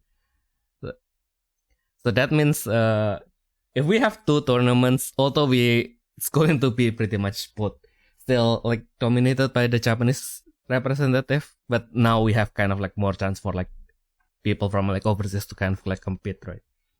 Because like because like the last Asia final, we have like 4 from Malaysia, 2 from Singapore and Indonesia, probably also 2 from Thailand. Hong Kong probably also has 4. So like that will be 8 plus 6, so 14. So maybe 2 from Taiwan.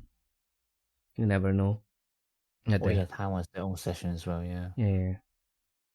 Then we have 16 against 16 Japanese. So yeah, if we even if we just double that, it's already going to be good enough, I think, for now.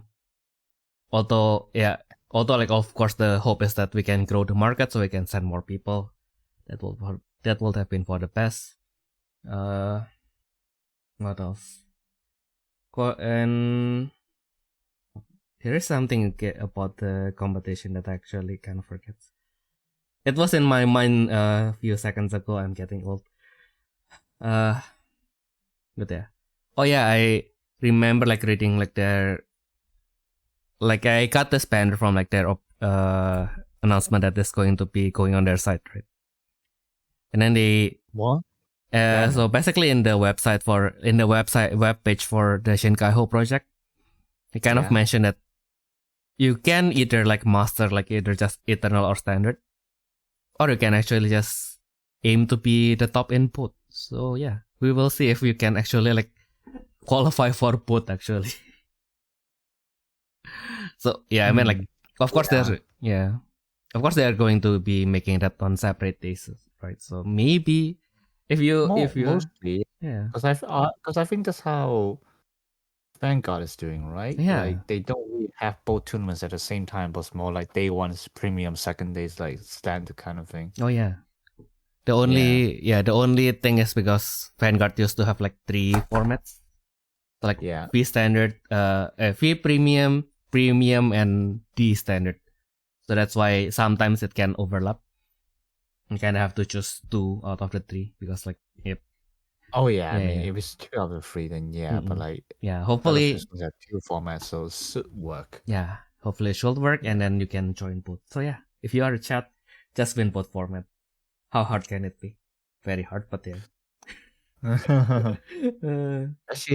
Actually, no. I was discussing with my friends and like, because the original idea, the original discussion is that like whether they're going to give contract cards to all the Grandwalkers, at least the all-in ones.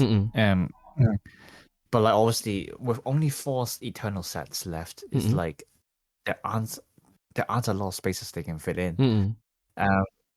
And then like what about the Egyptians ones? You know, indeed the ones. Like, do you want to support them? You know, or even like the Amahara ones as well. So there's this idea that like this trend will continue after the standard format is introduced, but like they will continue in BSCs. So, like, they might release BSCs that are like exclusively for Eternal format, so that it doesn't ruin the standard format as well. But then it continues to support the Eternal format. And then possibly there will also be like a third format tournament, which is Eternal Collaboration. Yeah. So it's basically the collaboration format, but obviously now they had to stress it as Eternal. And so nothing has really changed, but it's like just like mentioning that like there should be more than one kind of format tournaments that you can apply anyway, and more than 2. Sorry. So like I suppose at the end, it really depends on which one you want to choose. You can probably apply for like 2 at most, but like not like all of them, because like they will overlap each other because there won't be enough time. Because who decided we can only have 2 days for weekends? Let's fuck up. We need like 6-day weekends. Why do you want to work that badly anyway? But yeah, I mean, of course we still have to be healthily skeptical about it, right? Because this is Bandai and multi-format in general is just hard to maintain, right? Like, I mean, like you have mentioned it before, like Pokemon just gave up the Eternal format, Vanguard. Okay, let's not get talk about that. We don't talk about Vanguard. And now like Magic is also kind of struggling to kind of like keep people in like the standard, because like they were like, yeah, play standard, but people are like, no, we don't want to play standard. So yeah, we will have to see. But yeah, I guess like the idea of like the PSC being exclusive to the Eternal format will definitely work, because like that's also what we have in Vanguard and also in Magic. So basically just Eternal exclusive products.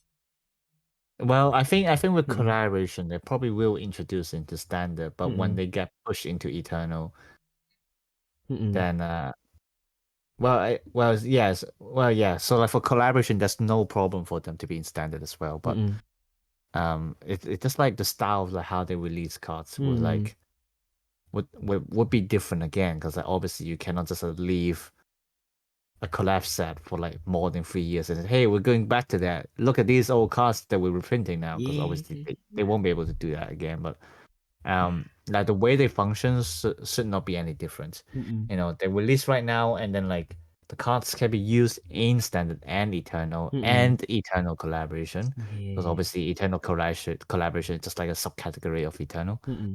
And then when it get pushed up to standard, then it's only limited to Eternal and Eternal collaboration, kind of thing. Yeah. Yeah. But now, I think like you have said like all the other points that I wanted to say, so let's process this for a little bit. But I think like overall it's a pretty much positive change. I think, thankfully we are both on the same page about it. But it's not like, I mean, like, if this channel is ending, we don't disagree with each other. No. I mean, like, as long as it's a healthy disagreement, right? I think like the channel also wouldn't work if we are like always agree on every single thing, right? Yeah. But I guess like, I mean, even if you don't agree with the standard format, you will probably come to like it eventually. And I just kidding. I mean, you kind of forced to go with it. Just play Eternal. It's okay. It's fine. You don't. No, but as I said, like, even if you only play Eternal, like the card designs are a lot more different now. So, and then like, even if they say they're going to support Eternal, like, most likely is they're not gonna care as much as the standard format.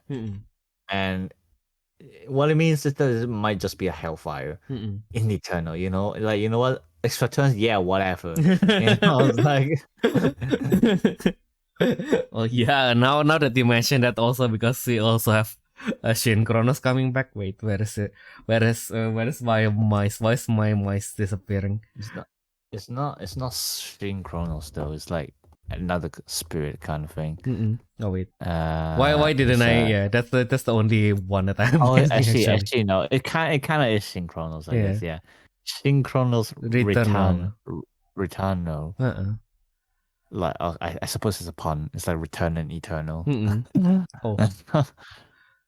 Yeah, now that you mention it. Yeah. It looks pretty cool.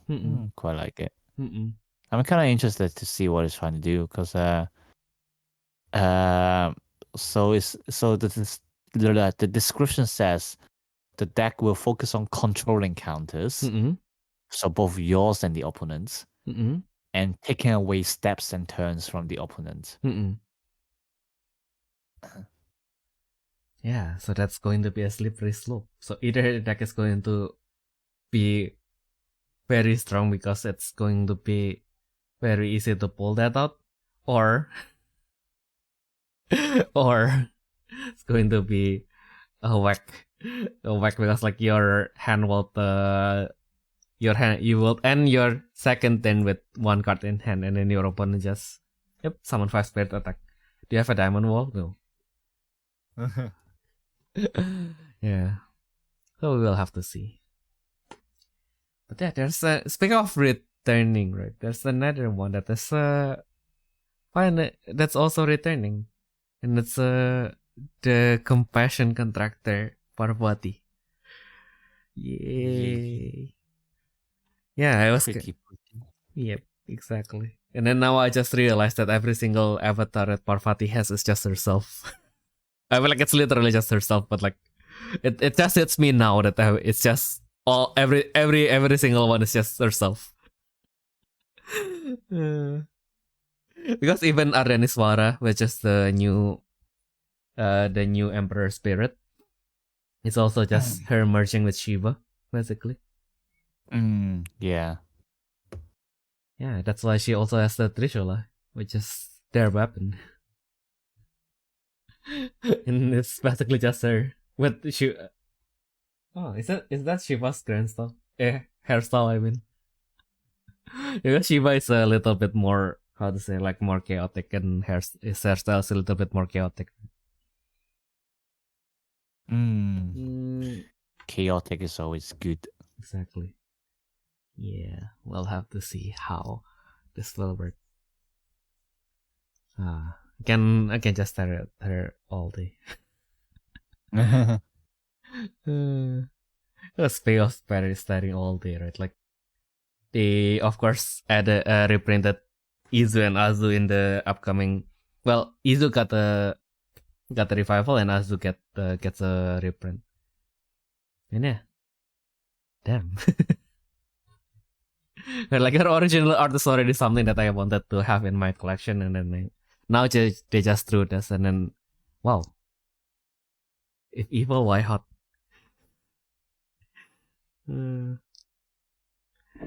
Meanwhile, we have our hero. I mean, like it's still very artistic, and then I don't know why it kind of reminds me of like the art style of the, like in the Kamen Riders and Xenon's art, kind of.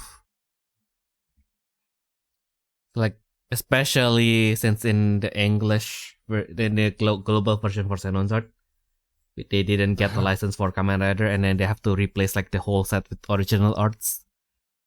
Bruh. Yeah, so that was kind of reminiscent of the art style of the Xenon's art in that particular set, and the Mask Collection. Mask Collection is the it's the Vanguard set. Yeah, it's basically that one. Oh yeah, I've seen that one. It's like it's really funny how he's in the meta as well.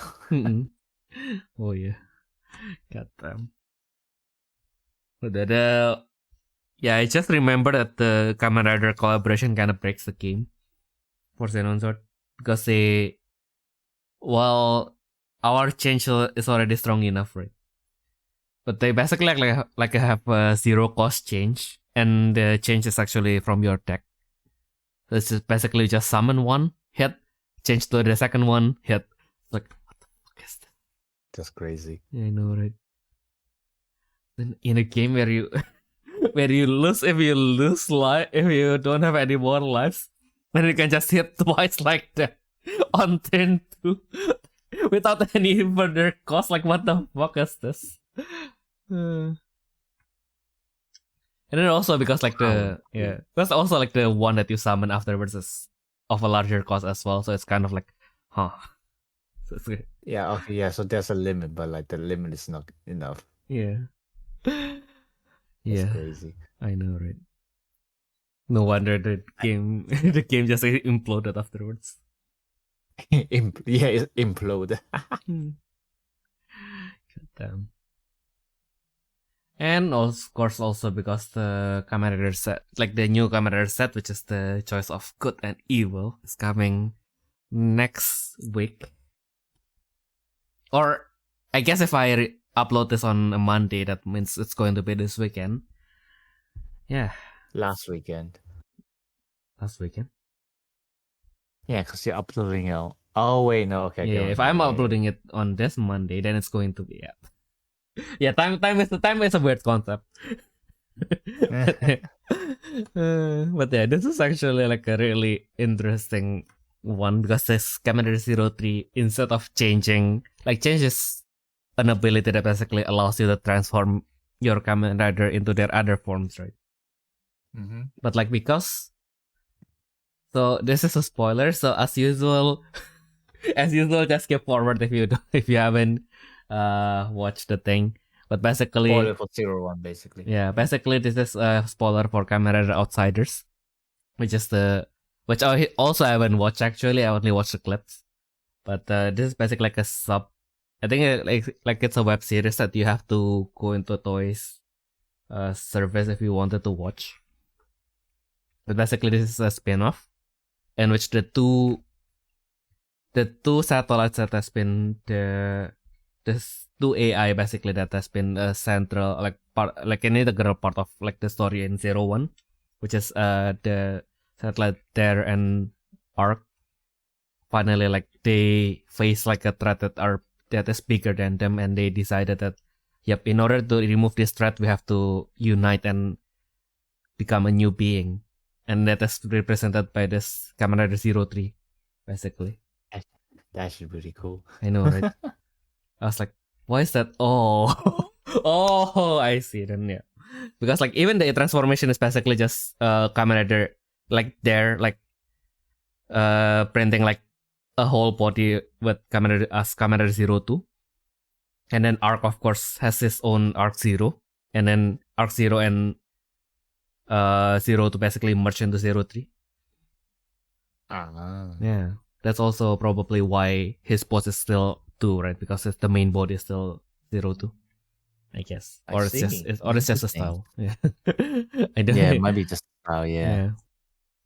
Yeah, so that is also why instead of like transforming from another rider, like it transforms from any of your cost 3 nexus that has at least 1 core on top of it. Because I just realized it's cost-free, exactly cost-free, right? Exactly. Which is put satellites as the nexus forms. Yeah. Mm-hmm. Which is a really nice touch, I think. Mm. And it also has a green symbol from Zer and the purple symbol from Arc. It is technically should also be a Nemesis Kamen Rider, but I guess it's going to be too much at that point.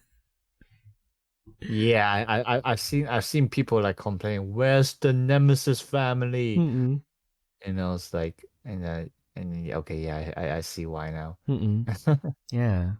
I don't know. I don't think it would really break anything if they give it the anime family as well. To be fair. Yeah, and flavor-wise, it would make sense.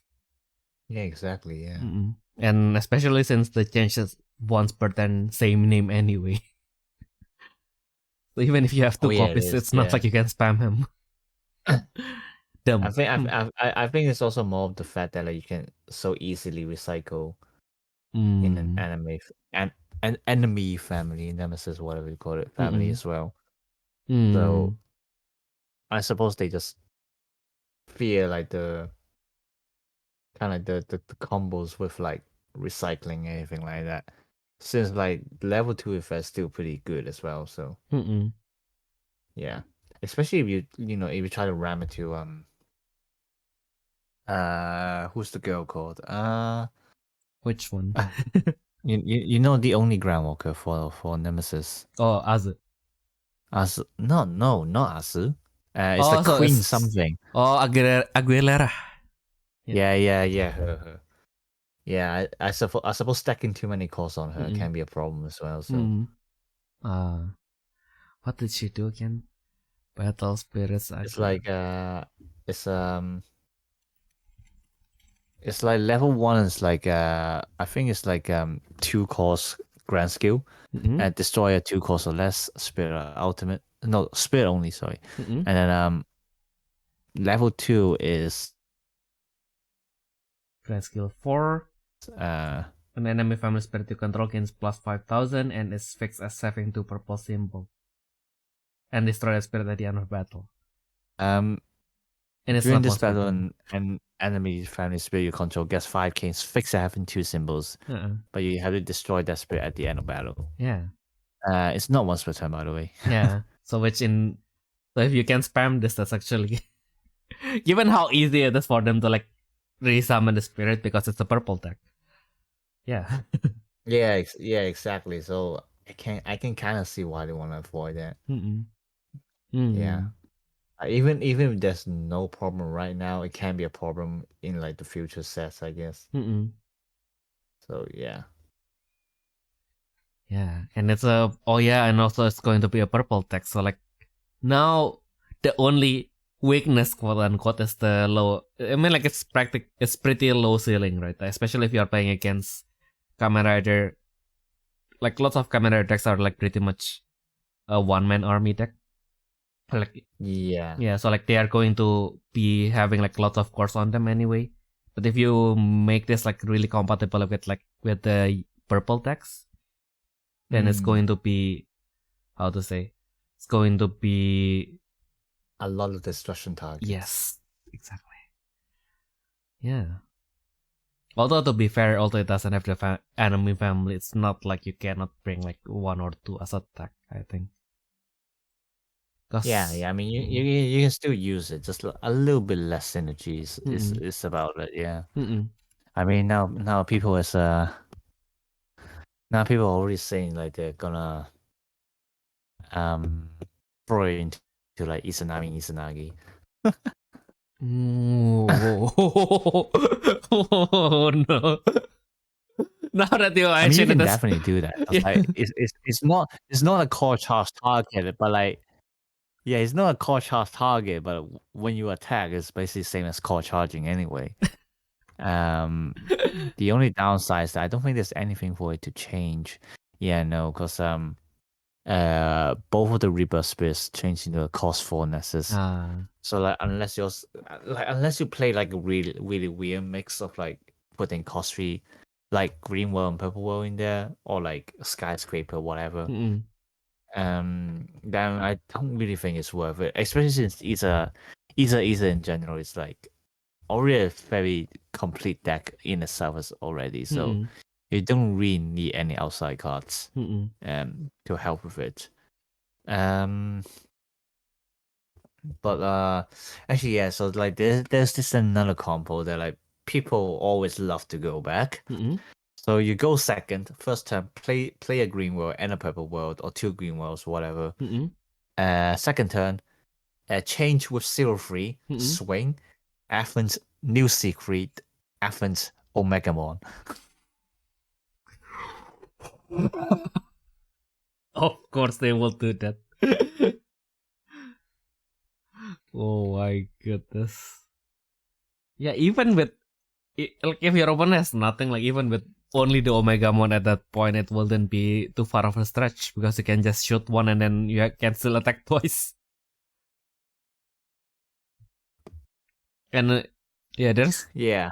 there's most likely not going to be any blocker to stop you, because in that case, if you can start with 2 green world on your turn 1, that means you start your turn with 2 green reduction and 7 cores in your reserve. So you can bring out 0/3 on level 2. Wait, sorry, say again? So if you start the game first, and then you deploy green world, 2 green world, you'll have like now 0 cores on your reserve, and 1 core in your reserve, and then 5 cores in your trash, right? So you start the next turn with at least 7 cores. And then yeah, true. Yeah, 2 green world can do that as well. Yeah. And then you just change one of them into 0/3 attack, destroy the blocker if there's any, and then basically you just add one into Omegamon, discard 0/3, shoot one, and then Omegamon is already refreshed by its own effect, so you now attack with 2 symbol, 2, and then you attack another one. Yeah. Oh my god. Wow. It's getting a little bit too much, but yeah. I guess as a combination of like the main villain and the main hero of the series, it has to be at least that crazy. Yeah, but like it's crazy outside the other decks, not kind of in the 0/1 deck, which is a little bit of shame. But like you know, but like as you said, it's technically not 0/1, so yeah, no, so yeah, it doesn't actually have any synergy with them, which is kind of a shame. But I guess that's what they want to do. Yeah, because I think like also with other decks, you also have like a lot of cost 3 nexus anyway. Like I think like most of like the main character space are cost 3. Let's see, like what are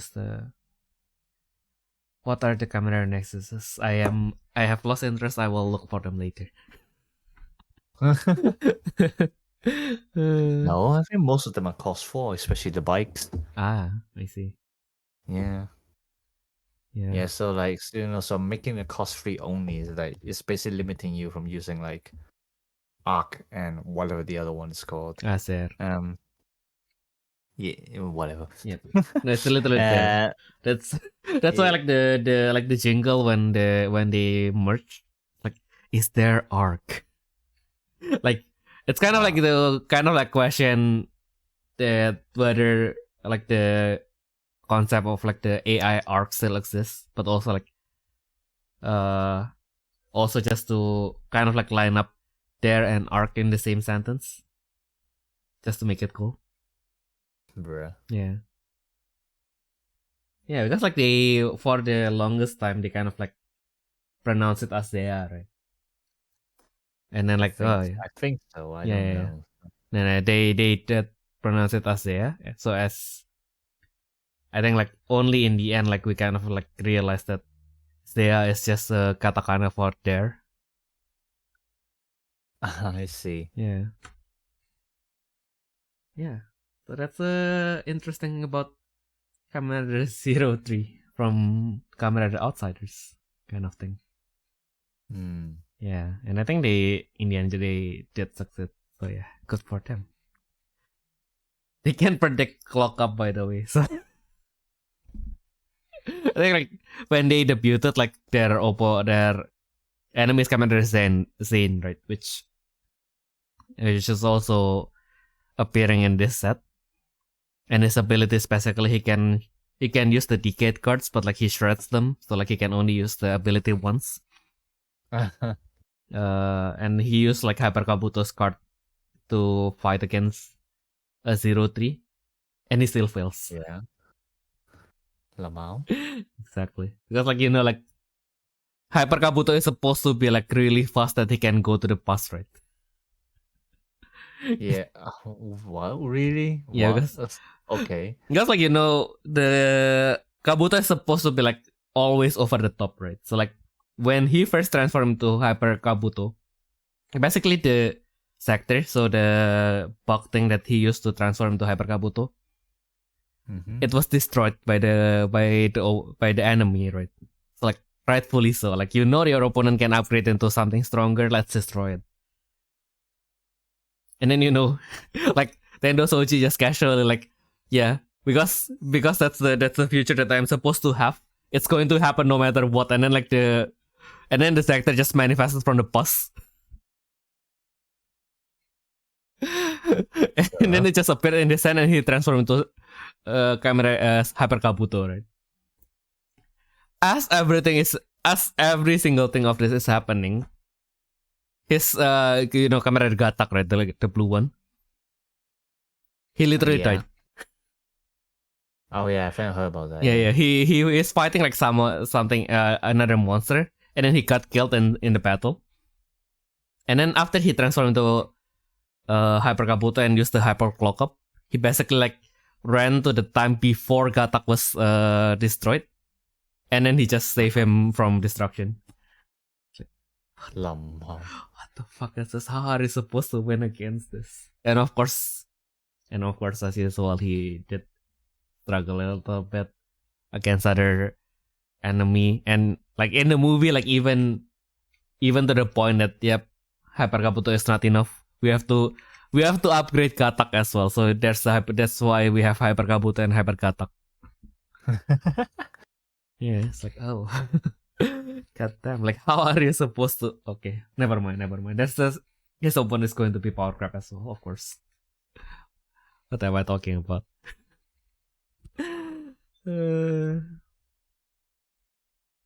But yeah, the sky is blue. Why did I suddenly remember? I look outside and then I suddenly remember like the other day, someone commented on YouTube that, yep, like imagine like living in Edinburgh and then you see like the sun is outside and then you forgot that the sky is supposed to be blue and not gray. Oh, wow. Basically, yeah. So how's the sky outside today? Mine is pretty blue. It's pretty gray actually. I see. Yeah, if I know it's going to be this sunny, I will have washed something. I don't know if detergent. Fuck. I need to buy them later. But yeah, I guess now that we have basically spoke a lot about like the Chinese martial arts, and also we have talked about the Shinkai-Ho project, and then now that the Kamen Rider cards are coming, if the list is completed, it's coming next week. So I guess like long next week we're probably going to see the secrets. And after that, after the week after, so probably the first week of April, we'll be starting to see the cards from BS 71. 2, right? Yep, 72. Yeah, 2 or 3. Forgot, but yeah, basically the first set. 72. Yeah, 72. Yeah, the first set of the new saga. Yeah. Yep. So now that I have the day when we are recording this is the release day for Atelier Yumiya. So before I go and disappear and go play this for the rest of the day, if you guys have any questions, comments, or requests, please do send them to our email at therefreshsteppodcast@gmail.com. Or if you're listening to this on YouTube, do feel free to comment down below. So yeah, I guess that has been everything that we can share for this week. We hope that you guys have a nice week going forward, and we'll see you all in the next turn. Bye bye.